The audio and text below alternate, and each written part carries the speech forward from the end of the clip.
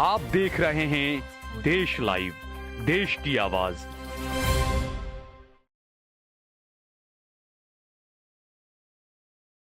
नमस्कार दोस्तों, स्वागत है आपका देश लाइव में और आपके साथ मैं हूं आशिमा त्यागी। दोस्तों, कल तक भ्रष्टाचारी, आज मुख्यमंत्री। क्या बीजेपी की वॉशिंग मशीन सबसे बड़ा राजनीतिक लॉन्ड्री सिस्टम बन चुकी है?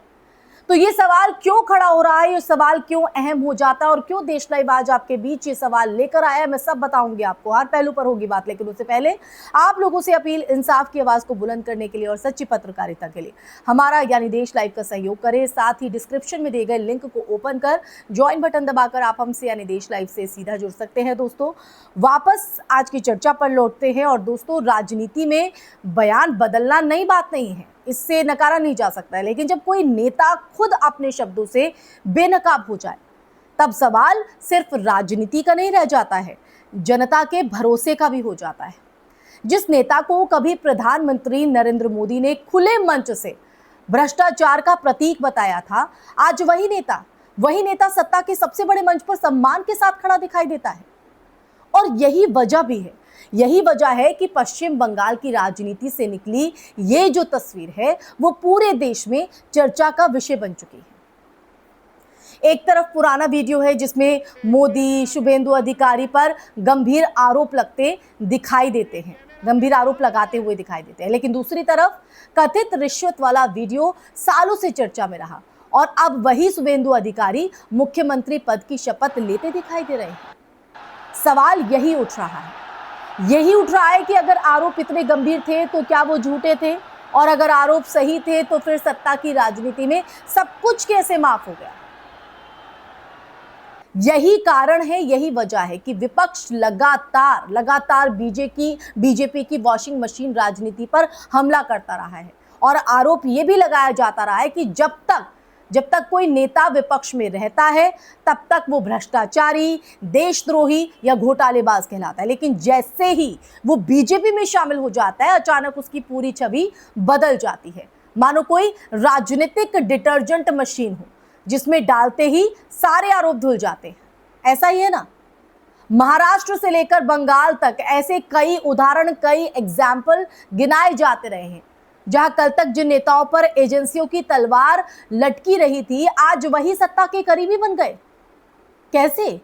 इस पूरे विवाद में आप देखिए, पूर्व राज्यपाल स्वर्गीय सतपाल मलिक का पुराना बयान भी फिर चर्चा में आ गया है।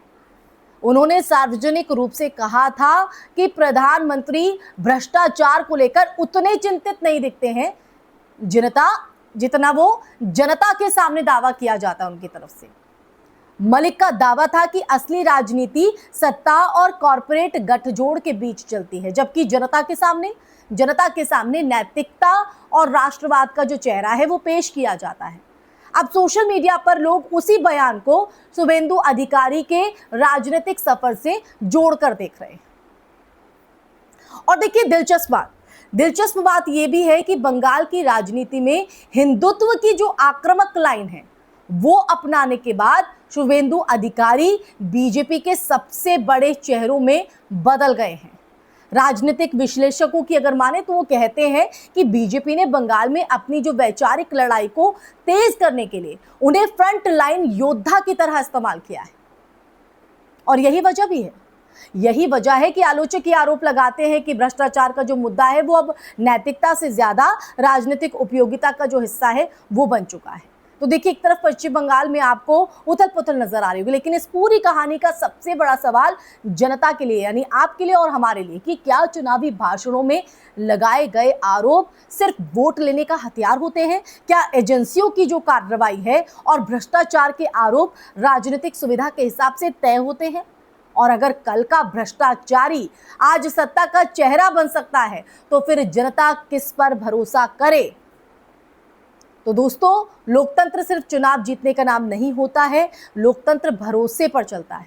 और जब नेताओं के पुराने भाषण, पुराने आरोप और आज की राजनीतिक दोस्ती एक दूसरे के सामने खड़ी हो जाती है तब सबसे बड़ा नुकसान किसी पार्टी का नहीं, जनता के विश्वास का होता है, यानी आपके विश्वास का, हमारे विश्वास का। तो हम उस विश्वासघात का सामना ना करें, इसलिए अपनी आवाज उठाएं, सवाल पूछें। इन्हीं पंक्तियों के साथ इस चर्चा में फिलहाल के लिए बस इतना ही। ये चर्चा आपको कैसी लगी कमेंट सेक्शन में कमेंट करके दीजिएगा अपनी राय। इस वीडियो को ज्यादा से ज्यादा शेयर कीजिएगा और साथ ही पश्चिम बंगाल में जो उथल पुथल देखने को मिली, जिस तरह से नतीजे रहे, उसके बाद जिस तरह से शुभेंदु अधिकारी फ्रंट लाइन पर लाए गए हैं, इस पर आपकी प्रतिक्रिया क्या है? आप क्या समझते हैं? आपका विश्लेषण क्या कहता है? जरूर बताइएगा दोस्तों। इसी के साथ इस वीडियो में फिलहाल के लिए बस इतना ही। फिर हाजिर होंगी ऐसा ही सच का संवाद लेकर। तब तक के लिए आप अपना ख्याल रखिए। जय हिंद, जय भारत, नमस्कार।